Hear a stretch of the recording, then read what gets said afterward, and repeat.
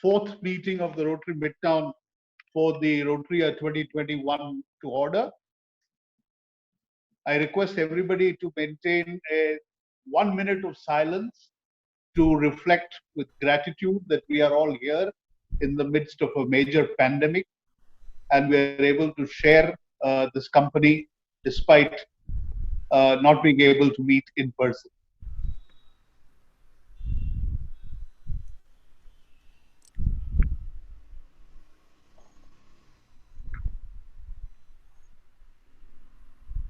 Thank you. Welcome to all the Midtowners. I note several Rotaractors and Next Geners are here with us as well, and some visiting Rotarians. I bid everyone welcome to this rather interesting evening that we have planned today. I will start with the birthday and wedding anniversaries announcements. Shobha.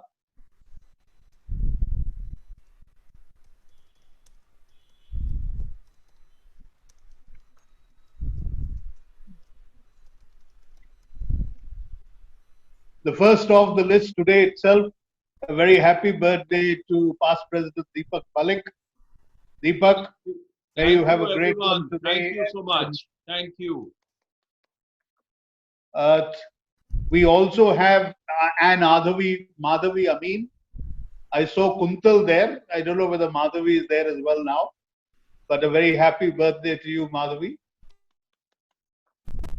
On the 5th, that is tomorrow, we have Anne Varalakshmi, who has a birthday. Greetings to you. Dad, we've lost you. I can hear you in the house, but not on the mic.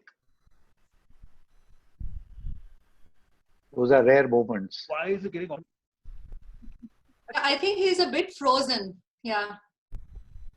Is it clear now? Yeah, better. No, you still can't. I can hear you in the house only, Dad. Ravi, you're freezing up. And Ritu. Pops. Hello. Hello, Pops. Ravi, you're freezing up. Yeah. Ravi, 1 you're minute. freezing up. Maybe one of the phones Let needs me- to be off. The bandwidth may be getting constricted. Dad, Yes. I can still hear you through the house. Those are phones, no? Phones are not taking up the bandwidth. Aishu, can Yeah. we switch to hotspot? Yeah. Hello. Okay, We can hear you hold now. on. You keep talking, Dad. I'll Audible come again? sort it out. You keep talking. All right. So the 7th is the birthday of Anne Ritu Martha. Ritu, very happy birthday to you and best wishes for many more. On the 8th, we have Anne Ranjana Malik. So both the Maliks, are you all having a combined celebration or two separate ones with one in between or what? Yes. Thank you. Okay, so those are all there are no wedding anniversaries of this week. I bid welcome to the two chief guests of the evening, Arundhati Ghosh and Sharbari Dasgupta Gomes. I will introduce them in due course. By way of updates, we have had, today, we have received the permission from the BBMP, although it is still only oral, to adopt the Tagore Park in South Bangalore, and we will be taking up that project, which is under the eco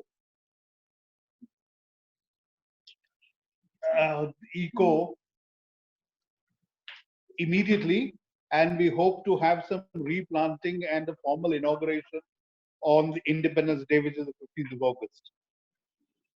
During the current month, we will also be rolling out our first batch of scholarships for engineering students. We've already identified the scheme, we have the framework in place, and we are now shortlisting the beneficiary candidates. The cataract operations and the dialysis are going on a daily basis. With these announcements, I request Secretary Palani to please make Secretary's announcements.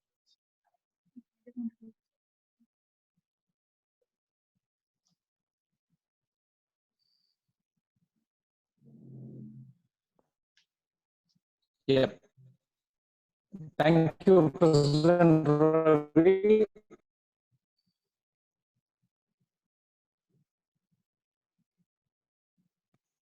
Hope I'm heard. Thank you, President Ravi. On the 8th of August, You're muted.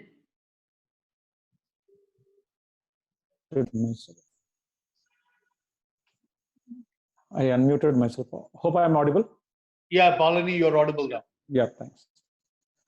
See, on the 8th of August at 6 p.m., we have the joint installation of a Rotaract Club of Marthalli and Rotaract Club Mount Carmel, followed by an entertainment event. The event starts at 6 p.m. It's a virtual event. On the 9th of domestic violence with Rotary cantonment at 11 a.m. Invites will follow. On the 15th of August, just as President Ravi told, it's the inauguration of the Eco Committee project at the historical Tagore Park Circle. Details will follow. On the 21st of August, we have a fellowship entertainment program. We also set the subscription invoices and the donation appeal for the first half of Rotary year 2021. I hope all the members have received it. Thank you so much. Thank you, Palani. Now it is my pleasure to introduce our two distinguished speakers for the evening. I use the word distinguished carefully because what distinguishes both these ladies from 99% of people is that rather than judge, they actually take the effort to think and they act on the basis of their thought. And it is, we have an important subject to discuss, and I'm sure that we're going to have a very interesting evening. Arundhati Ghosh first, I have known her for well over 15 years, I think. She is a very educated and learned person, having read at premier universities in India and been a distinguished fellow of the London School of Economics under their, I don't know how to exactly to pronounce that, the scheme of theirs. She's also on the board of the Salzburg Seminar. Unfortunately, despite all the learning, nobody could teach her how to control and not speak out her opinions. She consequently a very vocal social activist, always speaking up for the cause of the underprivileged and of minorities, to the extent that I recall that a previous administration actually tried to label her as an Naxalite and hold her down, but like a good bouncy ball, she cannot be held down for long. So there she's bounced back, chirpier than ever, and always looking for the gap that needs to be filled.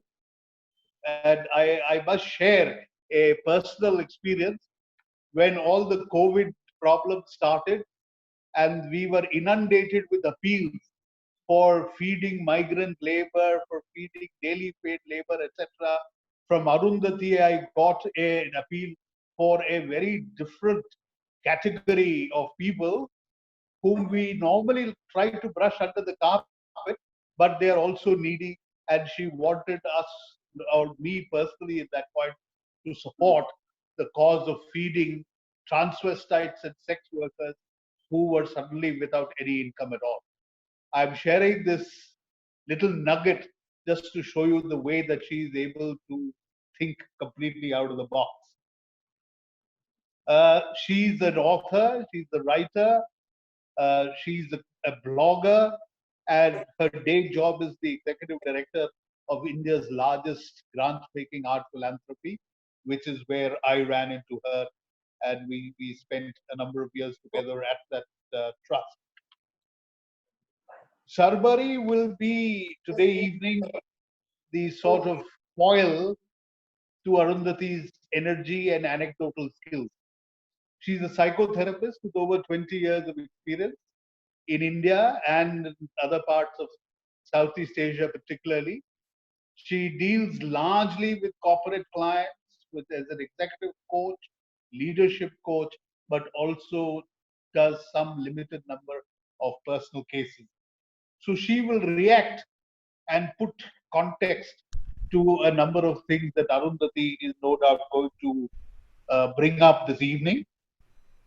Surprisingly, I learned that I don't know her as well as I know Arundhati, that she's a self-professed introvert, but has chosen a field where she has to interact with a lot of people and do a lot of talking.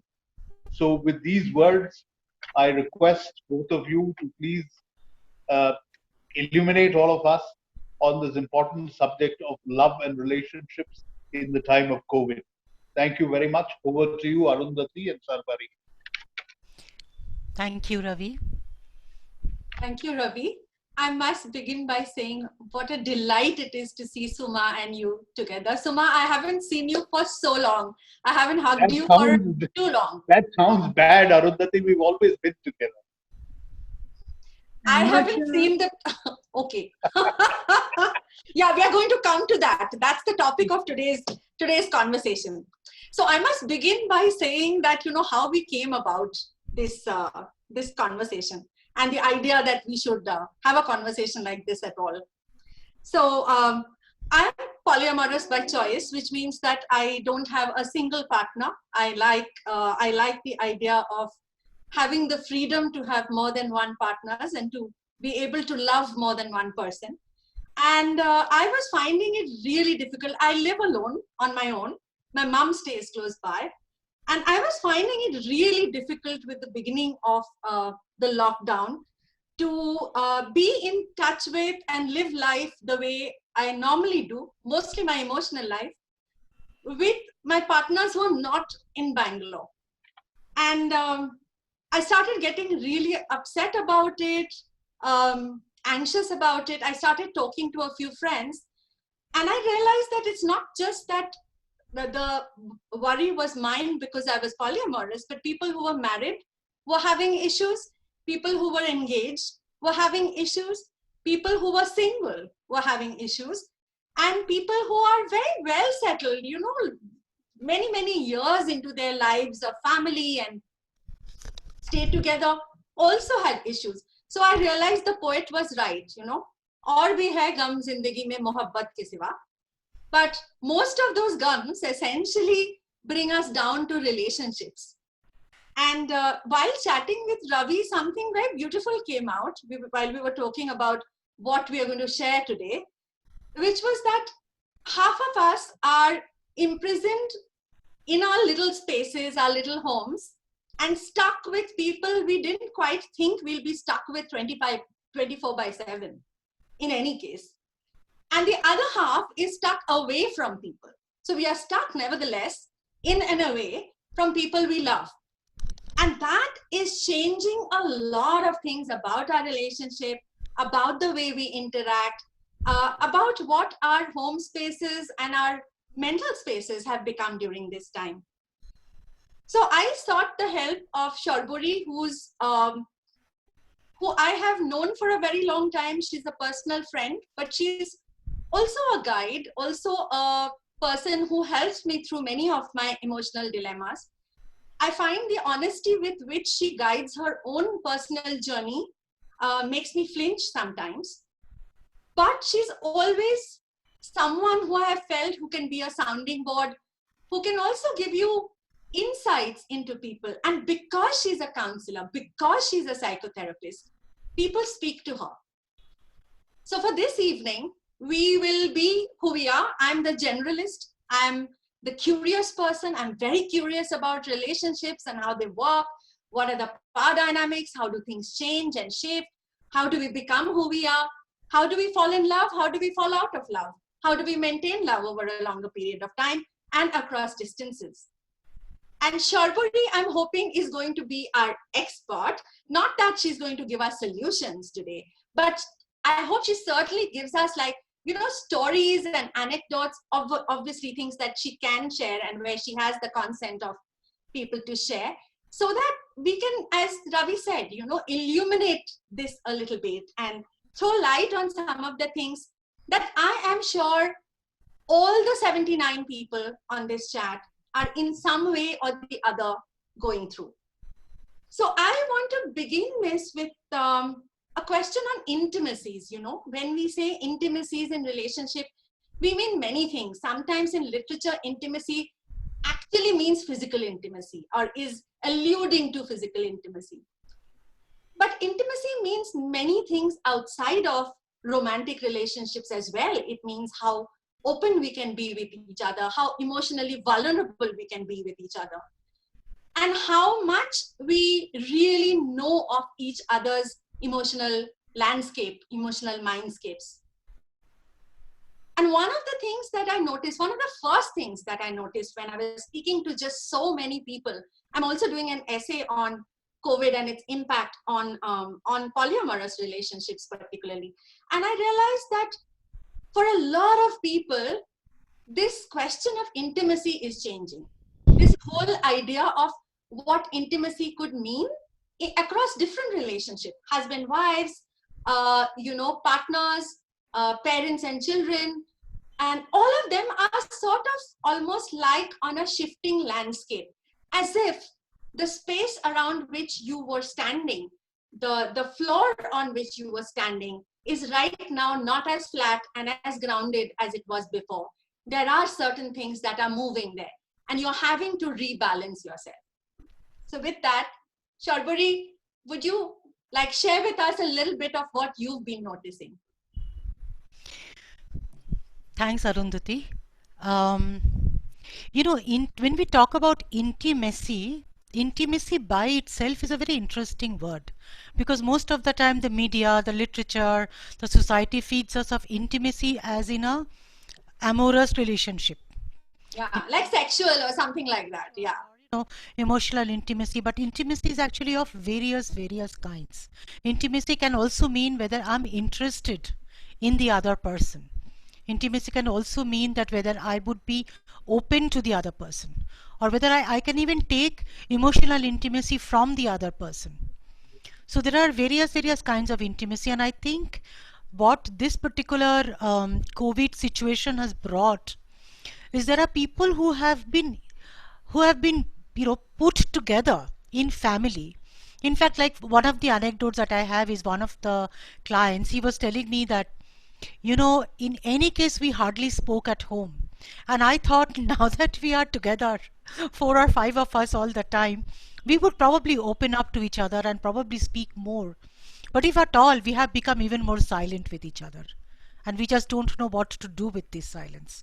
On the other hand, there are people who have become more intimate, whether it is needed or not needed, whether they want it or not want it. Just the very fact that people are living on top of each other, in a manner of speaking, all the time, has also compelled people to be intimate. And I think intimate and community has a very intimate link together. You know, many years ago, maybe 50, 60, 70 years ago, people would work by themselves, you know, crafts, arts, you know, doing things by themselves, and then come back home in the evening to have a sense of community. Today, the workplace has become a community. You know, more of the intimacies have actually come at the workplace, or in the clubs, or in the communities that people go outside rather than at home. So that sense of intimacy has suddenly been taken away from people, and so people really have to renegotiate the kind of intimacy that they would like to have at home. These are some of the things that are...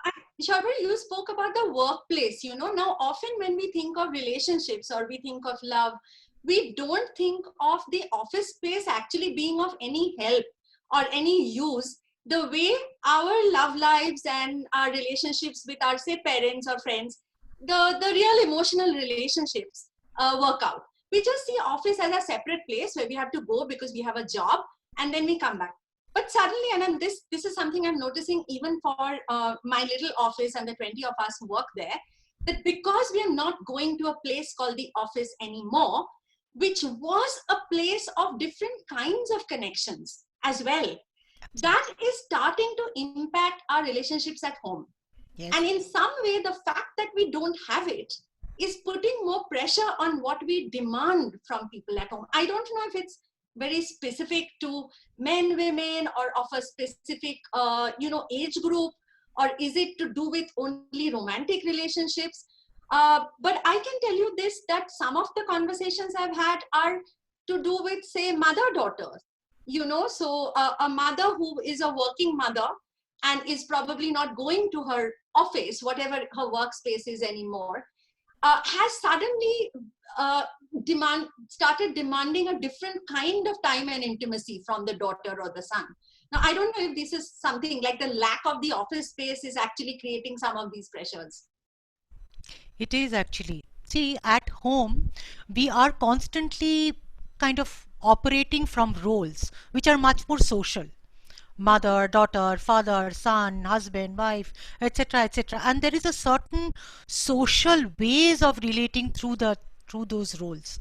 Now, what office has been giving us, in a sense, as a space which is my own, where I don't have to play those roles.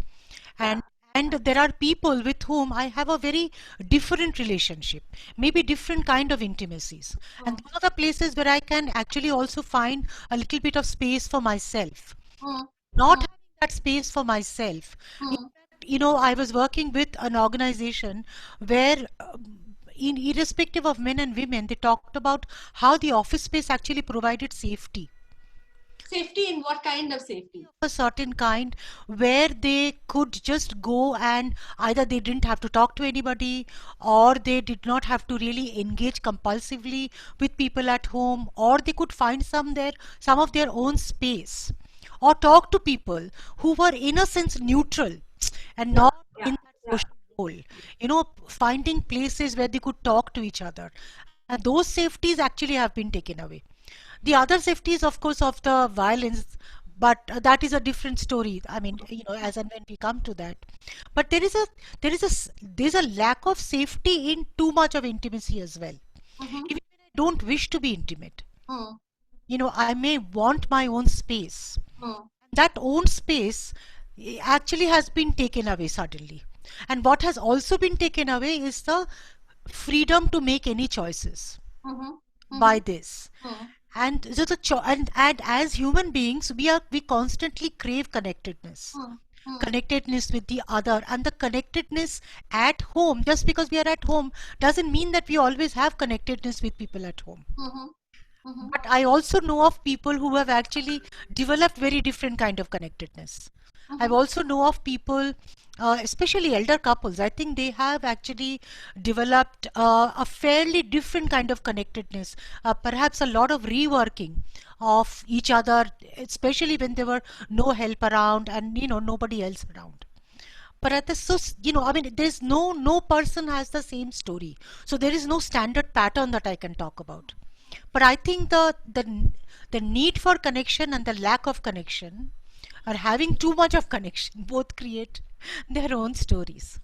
So tell me that, I was just thinking the nature of home. If one looks at the nature of home and what that does to relationships, right?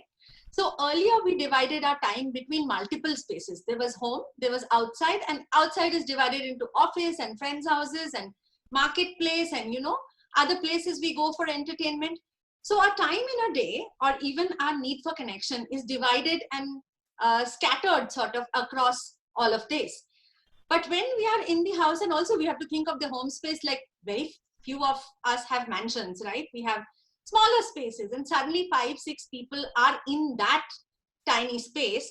The idea of what the distance, the maintaining of distance, that is important for relationships as well. This, what you call own space, is not just a physical space, right? It's also a mental space. You can do it so much better outside because you're not judged, right? You can do it outside because even for a friend, you can say, hey, don't call me now. But it's really hard to do it with people who you love. And we come back to love again, because whether it's your mom or it's your father or it's your partner, the idea that when these demands for connection go up because the other routes are closed, you cannot respond with a no. The response with a no is immediately going to have consequences which are much more far-reaching than just this. So I'm also wondering, has the nature of our homes changed? Like, how has that impacted how we are? For example, like a person, so say a mother, where an older mother, where the kids go out and the husband goes out, probably has the afternoon to herself, right? The house to herself. Like, she really chills at that time. And if she's a homemaker, that's probably the only time she gets to chill to begin with.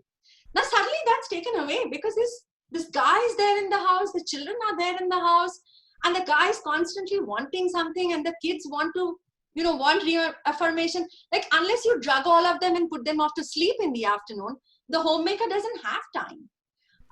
So I'm just wondering whether these also start impacting how kit you get by evening. And when in the evening something pretty inconsequential is asked of you, you just snap back. Because it's not that question, but what has happened to you through the day. So is that something that you see in people who seek your advice or talk to you? Certainly. It is certainly impacting people. And what is actually happening is that, the work from home hasn't really helped. Are you saying that because suddenly the home and office is fused and it's like all confused as to who has what relationship? Not just confused, I think it has blurred all kinds of boundaries all over the place. And like you were saying, very few of us have mansions. So the whole business of actually not having own time, and I think women have taken the load much more because it is very socially programmed. Also, there is a certain context in which we operate. So, like one of my male colleague today was telling us that, oh my God, they have just got a maid after 4.5 months. And he was saying, my kids need snacks all the time. See, this whole business of food and looking after needs of certain kinds, otherwise, people really didn't have to. This whole business of constantly looking after needs, and then the kids need to, and the schools online, the office online, the work online, or any connections are online.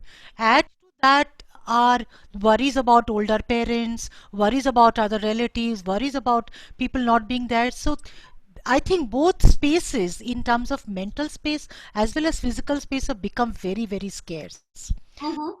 But I think, as it started, I heard a lot of people saying they were finding this whole space managing very, very difficult. But as time has passed, I think people have got into a kind of a routine. And now this has become the new normal.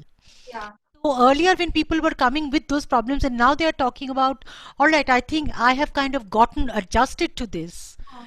But then I would like to do something about myself. So this whole business of finding my space has now become a little easier, I think, than it was in March and April. So tell me something, and this is something that I hear mostly from, I don't know if it's for sure, but most of the time from men is what I've heard this. So, you have one space in the house that you fix for your office space. A woman often can't do that because she's also looking after the maid, she's also cooking, she's also looking after kids. So she moves around with a computer. Most working women have been jogging their computers and their phones throughout this time, right? But so this guy was telling me how that room or that corner of that sofa with the computer is his office. Okay, so he is in his office avatar. And it seems one day his wife told him, you don't talk to me like that. Normally, you don't talk to me like that. And he realized that's the way he talks to his subordinates at office. He's like a super boss kind of guy. And he's used to giving orders in office. He's not an MCP kind of a person. He's not used to giving that kind of, ordering around at home. But this computer that I have, this space is my office. And outside this is my home. Sometimes gets mixed up. And the relationship that we have, the power dynamics we have, gets blurred as well. So we start speaking to our partners as if they're our colleagues. We probably, I hope not, speak to our colleagues as if they are our partners. So I think just this blurring of space itself has created a lot of, I also heard this from another friend of mine, a woman, that I am like pretty anxious about the way my partner speaks to his women colleagues. You know, I'm actually jealous. Earlier, she was not privy to this, but now she is. It's there, right in front of her. So she was like, you know, certain things I would rather not know, that there are certain dynamics that work in the office. It doesn't cross that and it doesn't come home and it's fine. Everybody's fine. I just don't want to deal with it every day. And you realize that what this boundary mixing has done is a lot of information flow in and out that was earlier also put under boundaries, and which is important sometimes. What do you think? Or do you think this is just making us all more honest or something like that? Honest is a very, very ambiguous word in terms of, rather than looking at it through a moral lens, honesty can mean all kinds of things. But I think it has created hugely blurred boundaries all over the place.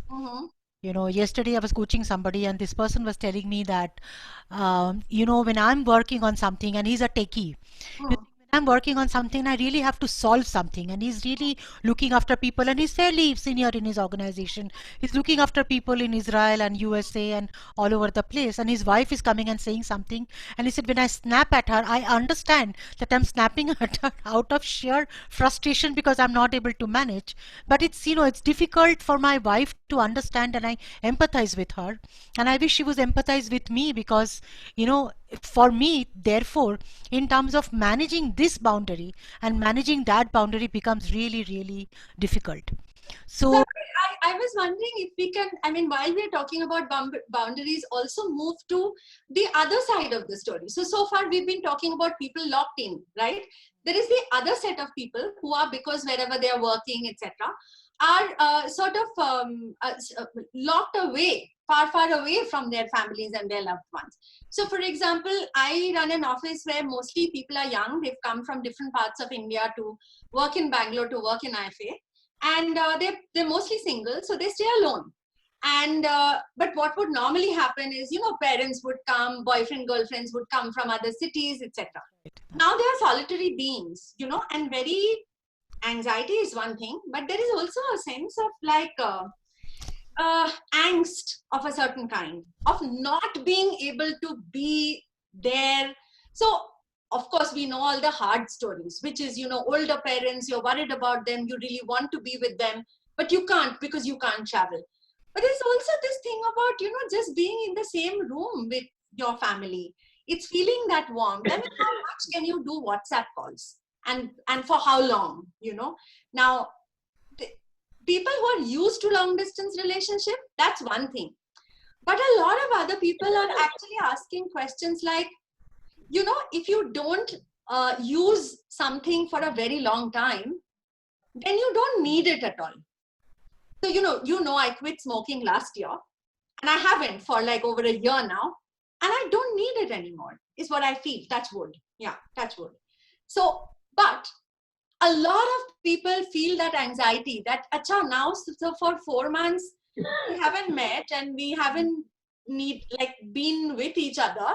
Will the need still be as strong? Would the other person just figure, especially with romantic relationships, would the other person just figure that, acha, ye nahi hai to bhi chalta hai. Like, it's okay. I mean, I'm not missing that much. So this kind of anxiety is also, for people who are staying far away, is also there, I feel. Absolutely right. I think singles are feeling much more isolated than, you know, people who are in the family. But people also who have family and have gotten stuck elsewhere are also feeling as alone or lonely, and this lack of connect is, you know, doing something. Like, I know of a friend of mine on Facebook, his second son has been born, and poor guy is actually, the only way he's celebrating, or one of the ways that he's celebrating, is putting up his children's photographs on Facebook and, you know, celebrating with friends. But I think single people, and all my conversation with single people are bringing up 2-3 things. One is huge amount of anxiety in terms of what is next, when can this happen, or how do I really manage the kind of aloneness that that I'm feeling, and whether my relationship, so a whole lot of things really depends also the kind of nature of relationship that the relationship was based on sheer only physical attraction, the chances are it will perhaps fizzle away. But if relationship had a lot more mental, emotional closeness and intimacy, I know a lot of people who have been managing that fairly well, even when being apart. Like I know a couple who's actually created a rhythm for themselves of using, the social media or the video call to do things together. Like, so you still continue to build shared experiences. So that's one thing a lot of people are missing is, how do I continue to build shared experience? Like watch a movie together, like eat popcorn together, eat a meal together. That's what we also miss now, as much as the person. But that's quite hard if you ask me. I mean, I've been trying to do that. It's hard. I mean, at points you feel you're faking it. At points you feel you're fooling yourself. At times I'm like, am I just fooling myself trying to, do this thing? It's just like make believe, like Bengali girls grow up playing kitchen na khallabati, and you feel is this just like a play that I'm being part of and it's not real? So I don't know if all this is also part of the anxiety one feels. That's true. Arundhati, there's a question about what about domestic violence? Has it gone up because of its confinement? Yeah, actually, Sharbari, the one thing that I do want to say is Ravi did tell us that there is going to be a separate session on this. So we will take this question, Sharbari. You're the best person to take it. Do you want to take it now or do you want to take it at the end? No, I just want to say, in a very short response, yet it has bitterness or frustrations that had pre-existed. In fact, and used to find, ways of venting itself through other spaces, whether it is work or any other place, actually now finding place here. So yes, it has gone up. But I also have to tell you there are emotional intimacies have also gone up.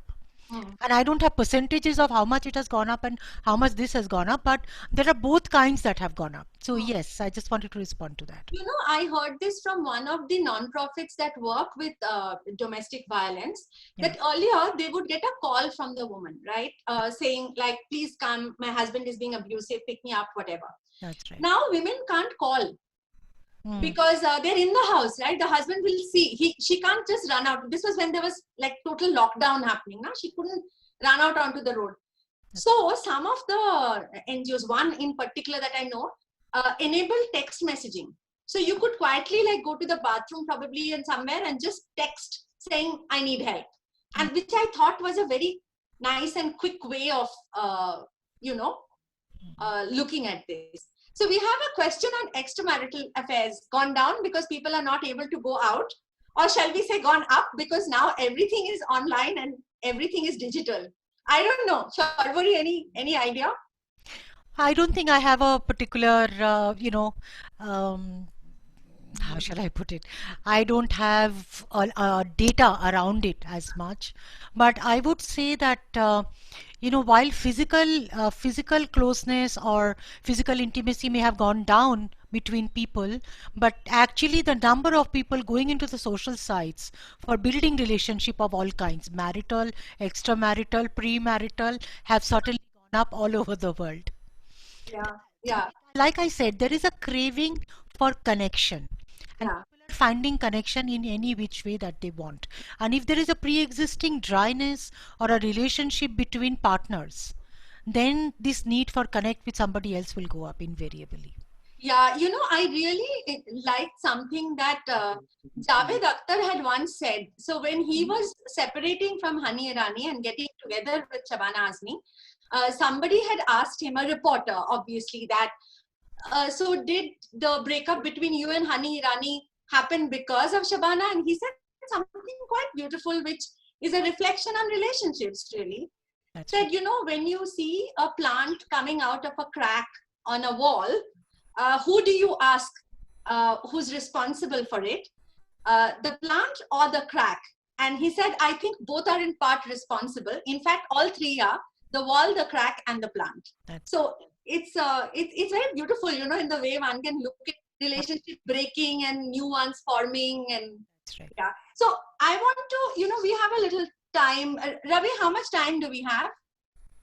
I think we have a lot of, yeah, go on for 5-10 minutes. No problem. Okay, so Yeah. for another 5 minutes, there are two quick things I do want to touch upon. One is, Sharpari, I want to ask you about the changing nature of dependencies. You know, this is, and also the moment we say dependencies, we are also talking about power structures at the same time. So this is something really interesting that I noticed. You know, among all, and this is specifically to do with couples. So I'll give you the example of a living together couples. Is, you know, in most cases, you know, among couples, one is the more dominant one. Now, how we define dominant is only from the outside, because we are only seeing them outside of their, like their private spaces, right? So there is a balance. Like, so one will probably be slightly more talkative than the other. One of them will take more initiative. So among all my friends who are together, who are couples, you know, this one is slightly dominant than the other. Very interestingly, that is slightly changing. And in terms of dependencies, when I asked some of them, you know, why is this? And one couple was very surprised and said, oh, you noticed. I think it's because our internal dynamics have changed, and I realized that I depend much more on her than she does on me.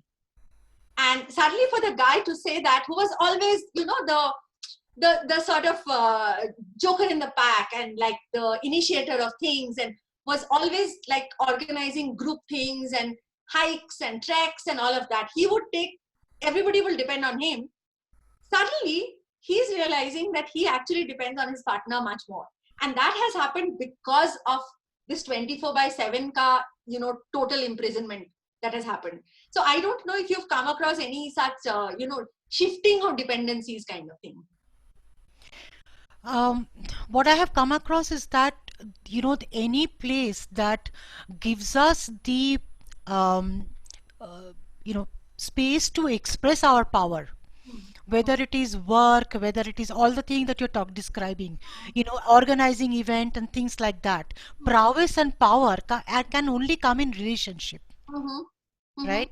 You know, when I'm creating impact, that's what power is. When I'm seeking centrality, that's what power is. When I'm saying this is who I am and this is what I can do, oh, that's what power is. And so whenever those spaces of powers are gone, then the only way that the other person can actually experience power is the power of emotional infrastructure, or the infrastructure that the other person, so the so-called quiet person and the so-called less powerful person, has been providing. Because this person and then becomes dependent actually on the other person, because in terms of all the things that this person was used to of showing the power have gone. Right, and suddenly you're left with almost like a bare frame of survival. And we take emotional infrastructure, home infrastructure almost for granted. And both men and women do that. I don't think it's only men who do that. Yeah, this home infrastructure, whether we depend on mates, whether we depend on spouses, whether we depend on anybody else, this infrastructure is completely taken for granted. And suddenly that has come up to the fore, saying this, there is something called home infrastructure, and it's actually extremely important. Yeah, and that impacts relationships as well, right? Of people inside the homes.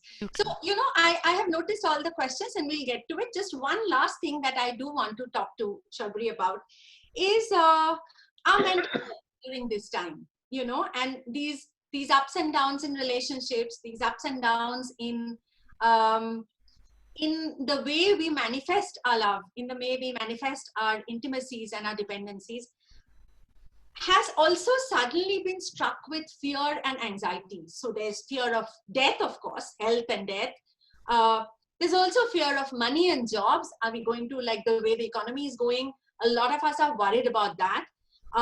It's the fear of having to be responsible for other people. So like senior management positions, I know a lot of us are going through this. Can we maintain staff? Can we, you know, enable all these jobs that we are currently enabling, and for how long? And all this is putting really a new kind of stress and strain on us, especially also because we're not in office and we can't talk as much as we used to with the larger leadership team, etc. So where is our mental health during this time? Do you think cases of anxiety, depression have gone up? Do you think, and how do you think we are dealing with, you know, like you spoke about the loss of freedom and the loss of choice. How do you think we are dealing with that? And what could we do probably?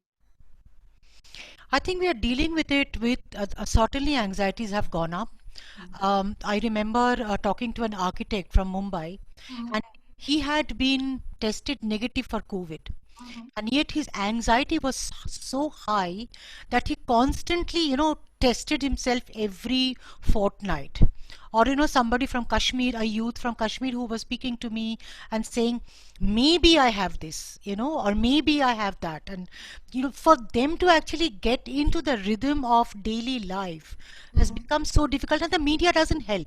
The media highlights the death. The media doesn't highlight the other things. It's not a fatal disease. And the media is actually not highlighting that as much. So yes, the depression and anxiety have gone up, but I don't think it's just for COVID. I think what the depression and anxiety is coming up is this, that there is a grief that we are all experiencing. And it's not a personal grief as much. It's a collective grief. Collective grief about loss of choice, loss of freedom, collective grief about actually loss of so much. Suddenly in any case in the world, people were dying in every day. Today, the number of people are dying are coming up for us to see. So there is a collective grief about actually what's happening all over the world. And we don't know how to deal with that. Yeah. I think the way that people are dealing with that is either they are talking to people, and it's very important to talk to people. It's very important to reach out. It's very important. I, for instance, actually reach out to all my friends, colleagues, routinely saying, how are you? Just simply listening and just simply Just calling up and just being in touch, you mean? being in touch, and even talking about oneself is extremely important. And also to remain hopeful, because without hope, in terms of hope that yes, this is a phase that the world is going through, but this is, nothing stays forever exactly in the same phase. This is what we have, and we will find a new normal. Yeah. And that things will change. Nothing ever stayed in the same place. Yeah. Very interesting, Sharvari, that so many of us are so concerned about so much has become unknown, so much has become uncertain. Yeah. But if you actually look at the nature of the world, it was always unknown and uncertain. We didn't know if tomorrow morning, we would have a stroke or have a heart attack. We didn't know if tomorrow there would be an accident. So, in any case, it's just that suddenly it is in the front of us. Like, suddenly people have told us now the world is unknown and uncertain. That's But right. actually it always was. We just pretended it wasn't. We made our 5-year plans. I'm laughing at, the thought that even last year when people joined the organization, I asked them, so where do you see yourself 5 years from now? I'm actually laughing at myself for even having asked that question. Exactly. It just seems like, who knows? Oh, it's so random. Exactly. Yeah. Always- Okay, let's take, Sharvari, shall we take the questions? Sure.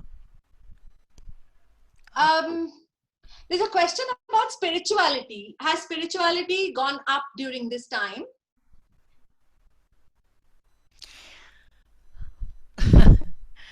I find it very difficult to answer, in a generalized term.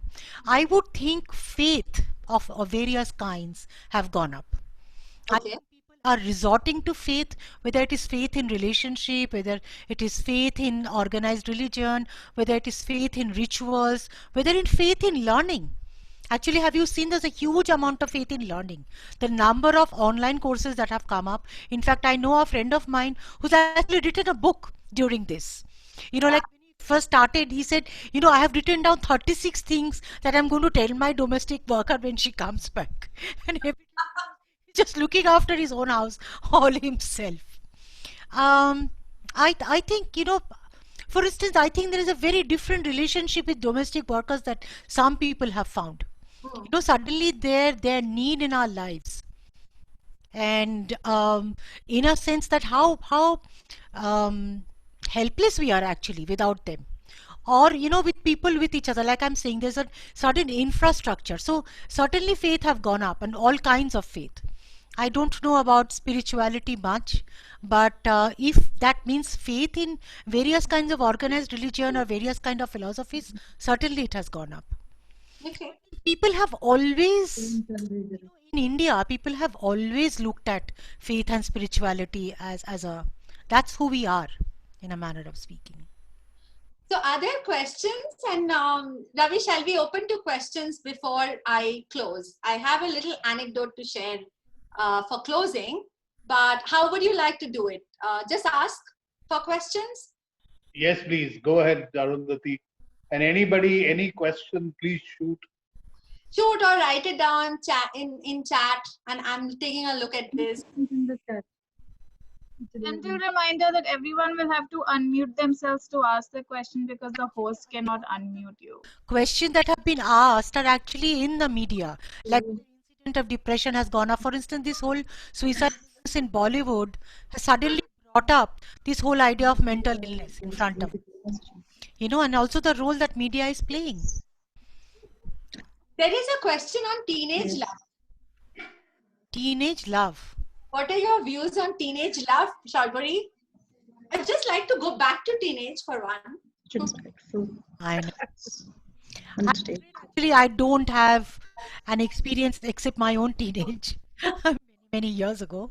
Right now, I haven't had much experience of teenage love. But if some of you have had that experience, it would be nice to hear. The best experience is with the president of this club.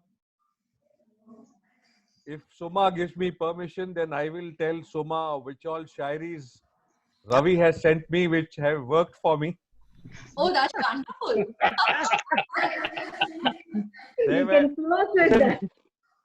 For both of you, for Arundhati and for Sarbari, because you all are two of you, I must share two lines which Ravi taught me, which work for me even today.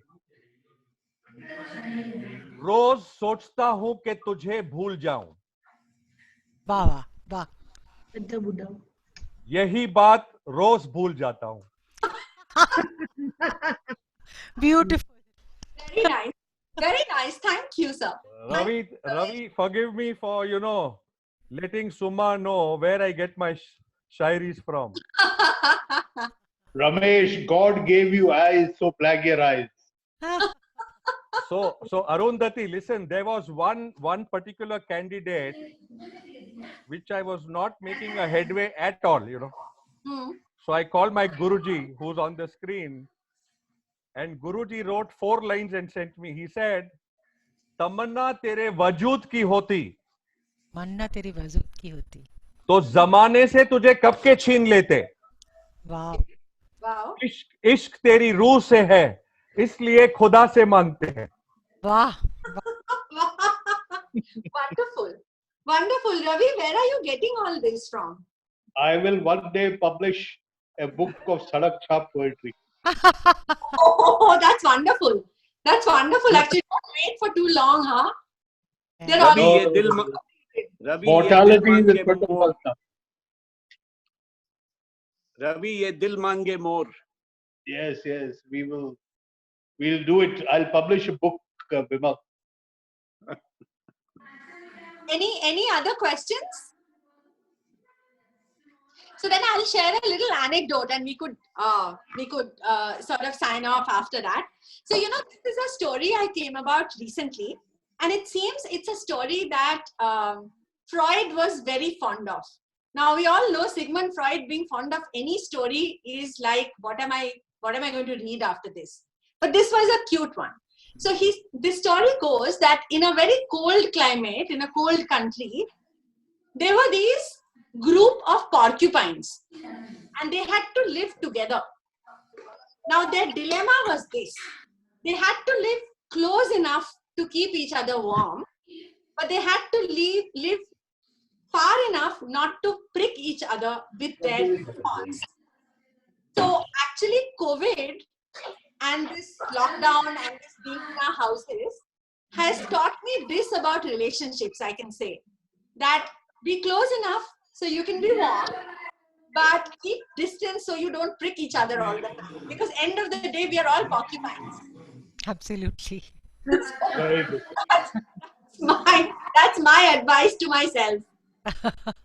Thank you. So thank Before we have the formal vote of thanks, I want to request Namrata to just speak a little bit about our Sunday program, which was already alluded to on domestic violence. Namrata?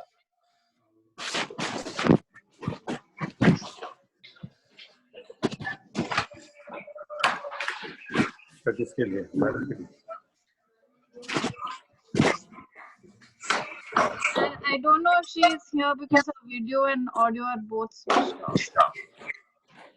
We can hear you, Namrata. That's me. It's your daughter.